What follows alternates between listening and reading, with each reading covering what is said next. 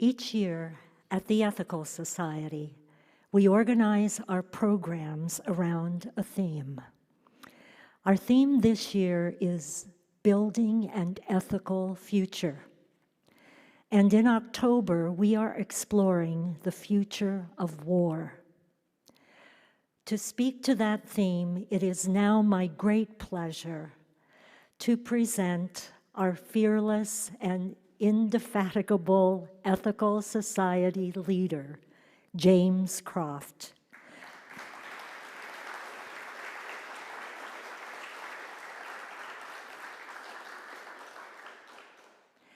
James has an intriguing topic he will address today, and one with an appropriately British title penned by John Lennon, Give Peace a Chance. Good morning, everyone. Melody says I'm indefatigable. That is definitely not true. Because Jake is not able to be here today, I'm running the AV and doing this, and that is certainly makes me fatigable. It's very, very mentally challenging to manage all the different pieces. So hopefully people online can see and hear me and will still be able to, because now there's no one to check.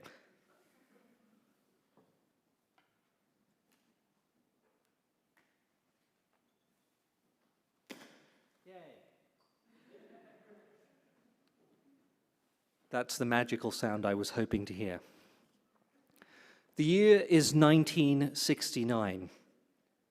Richard Nixon has just entered the White House, promising to withdraw troops from Vietnam, a war which by then had been raging for years, already claiming tens of thousands of US lives and countless Vietnamese lives, both combatants and civilians.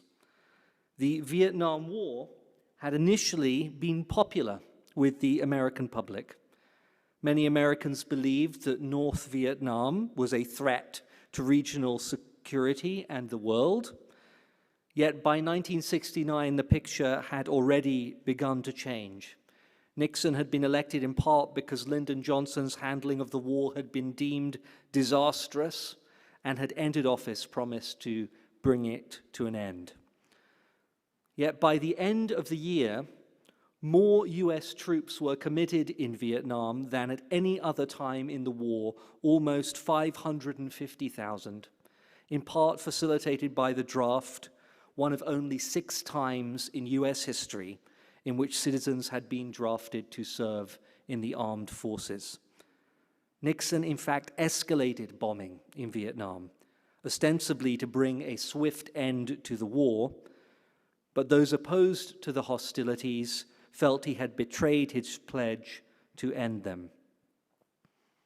US society was intensely polarized between those who thought the US should push harder for a total victory in Vietnam and those who thought that it should withdraw immediately.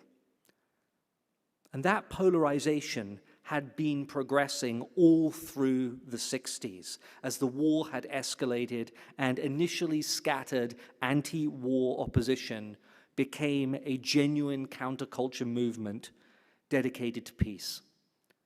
And some of the most iconic moments created by that counterculture happened in 1969. I don't know, but some of you probably remember some of these events. Firstly, yes, I'm seeing hands go up. They're like, yes, I lived through this, I know all this. In October of that year, activists across the country participated in the moratorium to end the war in Vietnam, a massive series of events that spread worldwide, including teach-ins and demonstrations against the war, culminating in a march on Washington that November, with 250,000 people marching to protest the Vietnam War and American imperialism. The summer of that year, yes, the summer of '69, was iconic too. In August, a music festival which has since become the stuff of legend attracted more than 400,000 fans, many of them hippies, It was, of course, yes, it was Woodstock, 3 days of peace and music and not too good brown acid. Numerous titans of the 60s counterculture performed at Woodstock: Arlo Guthrie, Joan Baez, Jimi Hendrix, Ravi Shankar. Almost everyone in the counterculture music world was there. And on July 4th of this momentous year, a song was released that seems to capture the spirit of the counterculture of those times: John Lennon and Yoko Ono's "Give Peace a Chance." Now, I don't know if you know this, but this piece was conceived and recorded during one of Lennon and Ono's bed-ins. That was a form of peace activism inspired by student sit-ins in which they sat together on a bed in a hotel for many days, inviting the world's press and various important political and cultural figures to come and visit them. Yeah, I'm now Yoko Ono and John Lennon, to visit them. I wish I had been there. And many did, and they talked about the necessity of peace, and this is where that song came from. And the song quickly became an anthem for those opposing the Vietnam War. So much so that it was actually sung by those 500,000 people who gathered that November in Washington. In case you've forgotten what that song sounded like, here is a snippet. I couldn't resist it because it's one of my favorite songs. You can sing along if you like.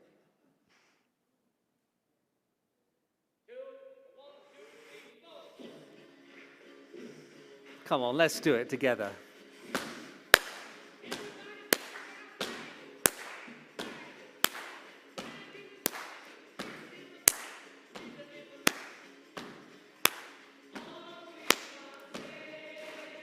Don't you know the words? Is give peace a chance. I have to do it in an American accent. All we are saying is give peace a chance. It's a freaking great song, right? Okay, that's enough. We might listen to a little bit of it later. It's a fantastic song, and it captured the spirit of the times, the spirit of 1969 that had been called the year that shook the world, partly because both the culture of war, illustrated by the escalating role of the USA in Vietnam, and a nascent culture of peace were on full display. On the one hand, people who supported the Vietnam War, fond of more traditional notions of the family, of sexuality, more comfortable with corporate America. On the other, people who wanted to question the entire basis of US society, putting forward a radically different notion of how we should be as individuals and how we should relate to each other as a community. Firepower versus flower power. Who won that conflict? They did? You think so? Who's they, actually? Looking at our culture today, do you think the counterculture succeeded or the mainstream culture of the time? I heard Armando laugh at the idea the counterculture succeeded. The doves or the hawks? It's a provocative question, I think, because I don't think it has a very simple answer. Looking back, it seems to me that perhaps the counterculture, the culture of peace, sort of won the argument, but the culture of war won the culture. What do I mean by that? Well, today, many of the things that the counterculture of the 1960s was hoping for, an end to the war in Vietnam, more liberal attitudes to gender, sexuality, drugs, more equality for women and people of color, different opportunities about how you can express yourself and dress. All these things are realities. And this has been a major change for the good. despite the dire predictions of those who opposed the counterculture of the 60s, US society has not totally collapsed into moral turpitude due to the influence of hippies and flower children, but has in many ways actually become a more equitable and open place. So in that sense, I think the counterculture sort of won the argument, particularly as regards our view on the war in Vietnam, which is almost universally viewed as a terrible, catastrophic mistake nowadays, which was not the case at the time.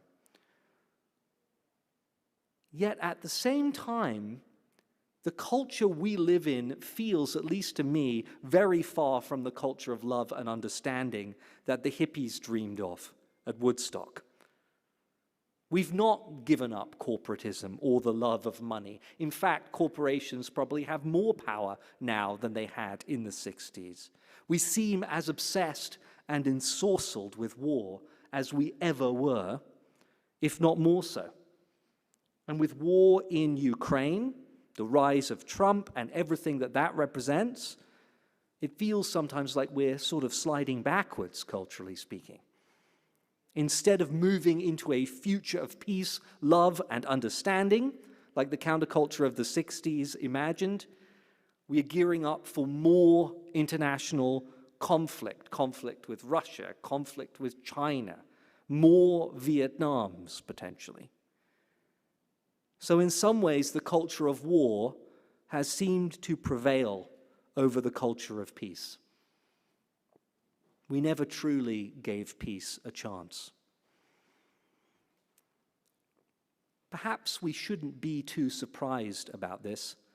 According to some scholars, at least, the USA has always been a highly militarized, intensely warlike nation, one suffused from the start with a militaristic outlook.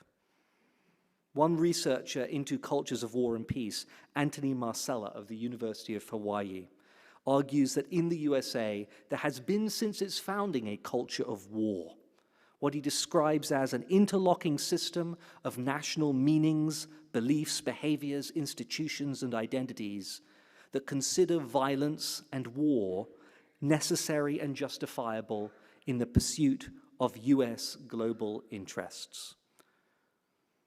And a single glance at the budget of the Department of Defense might well reinforce this impression. The DoD has a $1.94 trillion annual budget, and the US spends on defense more than the next 9 countries in the world combined. More than 30% of all global defense spending is spent by this nation alone. You have to add up the defense spending of China, India, the United Kingdom, Russia, France, Germany, Saudi Arabia, Japan, and South Korea in order to equal one United States. That is a culture of war.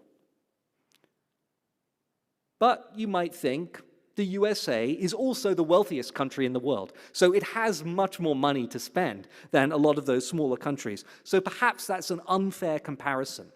We might instead ask, what proportion of US discretionary spending is set aside for defense? And the answer is, what do you think it is? What percentage do you think of our discretionary spending goes to defense? 40? Anyone? 70, 60, 80? It's not 80. It's not quite that high.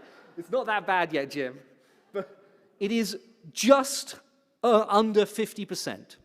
Is almost half of the discretionary spending of the federal government goes to defense. It massively overshadows our spending on education, on healthcare, on climate change. So again, in terms of relative expenditure, the United States, it seems to me, has a culture of war.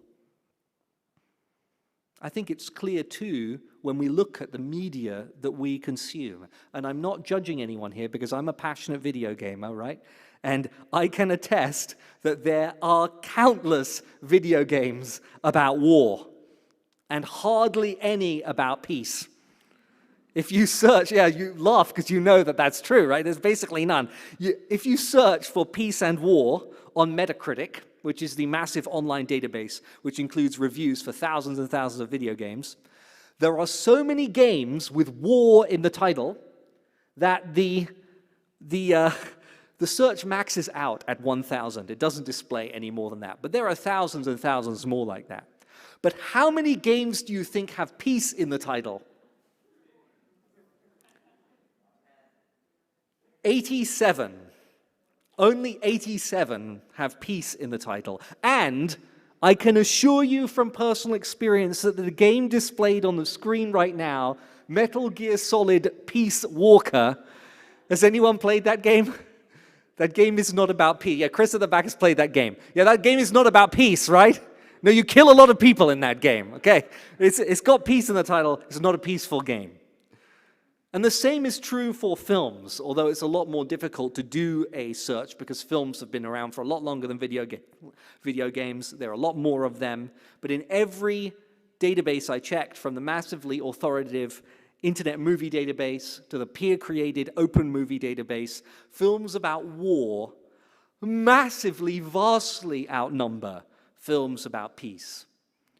We seem in our media to be extremely interested and energized by stories about war and totally uninterested in stories about peace. And why is that?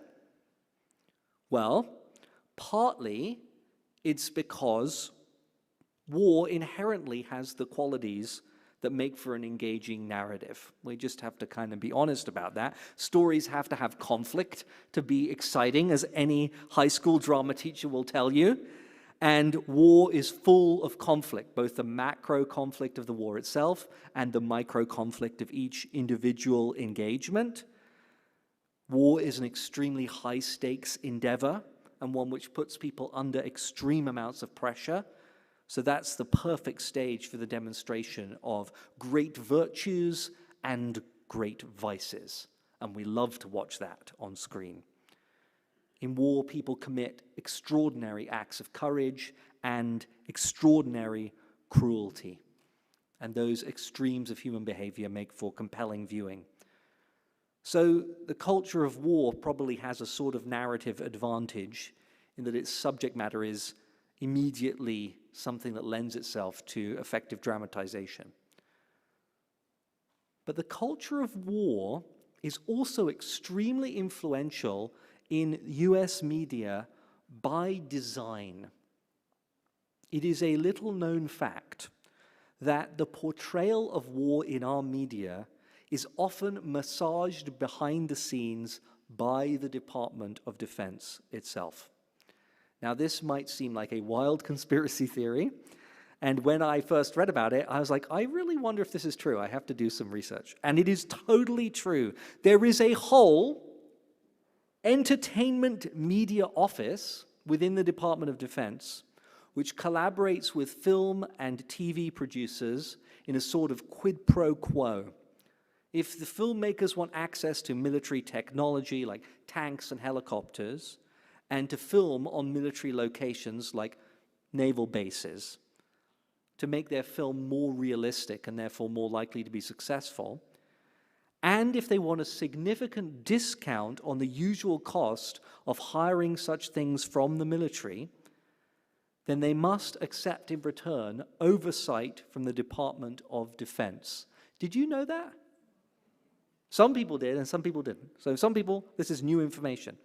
The US, in fact, has the largest military entertainment complex in the world. And some of the films created this way might surprise you. It probably won't be hugely astonishing to find that the original Top Gun movie was created in collaboration with the Pentagon specifically to rehabilitate the image of the Navy after Vietnam. And it was wildly successful. The Army even put recruiting booths outside the theaters where it was showing. So close was the collaboration between the filmmakers and the Department of Defense. And there's data that shows that enrollment surged after this movie came out. It was a very effective propaganda exercise. Indeed, its recent follow-up, Top Gun Maverick, which is topping the charts right now, was also created in collaboration with the Department of Defense in a similar way. But perhaps that's not surprising. These are very warlike films. You have to get planes somehow, and how else are you going to get it except collaborating with the Department of Defense? But it may be more shocking for you to discover that films like Apollo 13, Transformers, and Wonder Woman 1984 also had Defense Department eyes on them. Even, and I'm very sorry to tell you this, even Star Trek IV, undoubtedly the finest of the Star Trek movies, don't at me, it's just true, was created with oversight from the armed forces of the United States of America. I personally really want to know what the Department of Defense's Entertainment Media Office thought of the scene when Spock, dressed in what looks like a Speedo, a white tunic, and a bandana to cover his ears, dives into a tank at the San Francisco Aquarium to mind meld with a humpback whale. Perhaps the CIA got some ideas about their psychic experiments from this movie, but whatever they thought, they definitely looked over the script and recommend changes in return for access to the military bases on which that film had some of its scenes. And what does the military want in return for its help putting movies on the silver screen? What do they get in return? Not much, as it turns out, just flattering portrayals of the military, an assurance that US troops will not be seen doing anything too evil, or that if they do, they are properly held to account by the end of the movie, because that is, after all, what always happens in real life, right? As Phil Strube, the Department of Defense liaison, who has for years worked with movie studios on this stuff, put it in an interview, we are looking for a reasonably realistic portrayal of military people. Does that translate to positive portrayal? The answer to that is somewhat. That's all we ask for. So the military in this country has for decades effectively been paying filmmakers for positive portrayals of itself, often with so much money at stake that otherwise the films could not be made at all. Now, do you think that this could contribute to America's perception of the military, to its culture of war? Yeah, I think so. I think it could. And a lot of people think so. David Robb, who's author of the book Operation Hollywood, writes this: "What you're getting is a steady drip, drip, drip of propaganda being put into American films, and over the years, I believe that the real danger of this is that it has made the American people more warlike."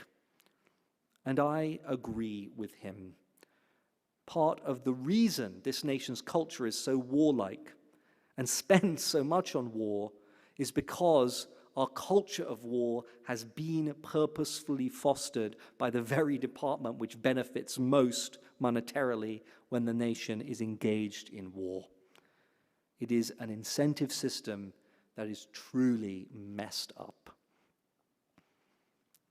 It's also totally contrary to the values of our ethical humanist movement, which has sought from its founding to develop a culture of peace. We have always been committed to creating a culture in which peaceful solutions are prized above warlike ones. And while we've never been an entirely pacifist tradition, and there have been moments in our history where we have supported military interventions, our commitment to peace has been one of the most enduring features of our worldview. Looking through the old statements and resolutions from the American Ethical Union, our national body, I found tons since 1948 which reaffirmed our commitment to peace, more, in fact, than on any other single topic. Here's some highlights. In both 1948 and 1949, the AEU resolved to promote cooperation toward world peace, writing, "This assembly, as a group dedicated to the promotion of a just and decent relationship between people everywhere, recognizes the paramount importance of promoting effective and genuine international cooperation towards world peace." In 1960, we advocated universal nuclear disarmament, declaring the protection of the individual and of national communities can no longer be served by limited concepts of national interest, national armament, and war as an instrument of sovereign policies. In 1983, in 1984, and again in 1987, we decried the role of the US government in the militarization of Central America, writing, "The American Ethical Union deplores our government's role in the militarization of Central America and calls for an end to all military aid and intervention, covert and otherwise."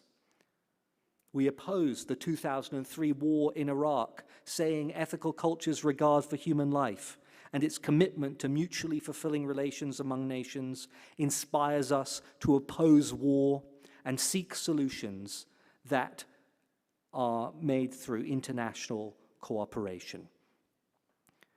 In 2015, we recommitted ourselves to the work of peace, disarmament, and world cooperation, writing, "The American Ethical Union is committed to building a more humane world by empowering and honoring the worth of all people and by fostering ethical relationships between people, communities, and nations." And just last year, we released another statement supporting the development of a culture of peace, declaring the American Ethical Union has supported a culture of peace throughout its existence, asserting the worth and dignity of all human beings without exception, and has repeatedly called upon our national leaders, as well as its own members, to act to resolve conflict peaceably. That is a very short selection of all the statements that we have made over the years about peace. And I am incredibly proud of our history of support for peace and the culture that would give rise to it. One statement in particular leapt out to me, though. A 2006 American Ethical Union affirmation, which committed us to supporting the founding of a Department of Peace, writing, "Be it resolved that the American Ethical Union take appropriate actions in support of establishing a U.S. Department of Peace and Nonviolence." I think, oh, you can applaud that. Yes, you can applaud. That's good. It's a good idea. Or is it a good idea? I mean, I have to admit that when I read it, I first found the idea just a little bit comical. You know, I found myself wondering, what would such a department do? My sense that there's something silly about a Department of Peace was not helped when I discovered in my research that founding father Benjamin Rush had advocated for such a department in a 1793 essay in Banneker's Almanac. He'd been a Surgeon General in the Middle Department of the Continental Army. He'd seen the baleful effects of war for himself. And so in this essay, he proposed the idea of a cabinet-level office to secure perpetual peace, equal in footing to the recently created War Department, which is now our Department of Defense. And his description of the proposed Department of Peace seems almost parodic, at least to my mind. It made me laugh. This is how he imagines it. I have to get in the right frame of mind for this. "Let a large room adjoining the Federal Hall be appropriated for transacting the business and preserving all the records of this office for peace. Over the door of this room let there be a sign on which the figure of a lamb, a dove, and an olive branch should be painted, together with the following inscription in letters of gold: "Peace on earth, goodwill to man. Ah, why will men forget that they are brethren?" Within this apartment, let there be a collection of plowshares and pruning hooks made out of swords and spears. And to complete the entertainment of this delightful apartment, let a group of young ladies, clad in white robes, assemble every day at a certain hour in a gallery to be erected for such purpose, and sing odes and hymns and anthems in praise of the blessings of peace. Now, I found that a bit of a funny image. I have to admit, it almost seems like the essay is a satire, and some commentators have suggested it was. But it turns out that the idea of a department for peace has proved a very powerful vision. Since Rush's time, more than 100 bills have been introduced in Congress to establish a Department of Peace. And they were very serious. And it was one of those bills that the AEU resolution was supporting. So I read the legislation, and here is what it suggests that we should create. A Department of Peace shall be established which cultivates peace as a national policy objective. I've lost my place. Which cultivates peace as a national policy objective and develops policies that promote national and international conflict resolution, nonviolent intervention, mediation, peaceful conflict resolution, and structured conflict mediation. And part of that department shall also be established an Office of Peace Education and Training, an Office of Domestic Peace Activities, an Office of International Peace Activities, an Office of Technology for Peace, Office of Arms Control and Disarmament, Office for Peaceful Coexistence and Nonviolent Conflict Resolution, Office of Human Rights and Economic Rights, and an Intergovernmental Advisory Council on Peace. Finally, the bill directs the Secretary of Defense and the Secretary of State to consult with the Secretary of Peace concerning nonviolent means of conflict resolution when a conflict between the United States and any other government or entity is imminent or occurring. Well, I don't know about you, but once we start to spell it out, it doesn't seem quite so silly to me after all. Try to imagine it. Try to imagine almost $2 trillion a year spent not on war, but on peace. Imagine the Office of Technology for Peace staffed and funded like DARPA, the Defense Advanced Research Projects Agency, $4 billion a year. Experts from all over the world brought together to discuss how peace is fostered and secured. We could have 4-star anti-generals, I don't know what to call them, but given as much access as our military leaders are given to the president and key decision makers in our government.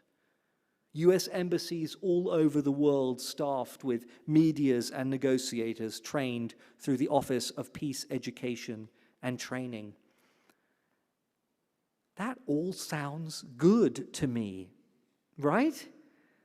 It sounds to me at least something worth trying. Perhaps my initial skepticism when I read that AEU resolution was because I too have been swept up in our culture of war, so much so that I found a different proposal almost absurd. Perhaps even the singing, which Benjamin Rush suggested, the regular odes to peace, not with the young ladies in the white robes, but the idea of a cultural effort to promote peace throughout our society is not as ridiculous as I had first assumed. Earlier this year, in March of 2022, just weeks after the Russian invasion of Ukraine, 150 public and 200 private radio stations across Europe broadcast the very same song at the very same time. What do you think that song was? Yeah, it was Give Peace a Chance. That song, written by John Lennon and Yoko Ono in a bed in a hotel room in Montreal, reached out across more than half a century and spoke to people all over Europe who were searching for words to decry another war, another pointless loss of life, another Vietnam. And just like Rush imagined those people singing anthems to peace, radio stations across a continent filled the airwaves with a modern anthem expressing the exact same dream. And that gives me hope. Hope that with creativity, imagination, and the right songs, a culture of peace might be created in the future. It is, as always, up to us to create it in our interactions with each other at this ethical society, in our homes and schools, in our government through who we choose to vote for, and in our world through the stories we tell and the very songs we sing.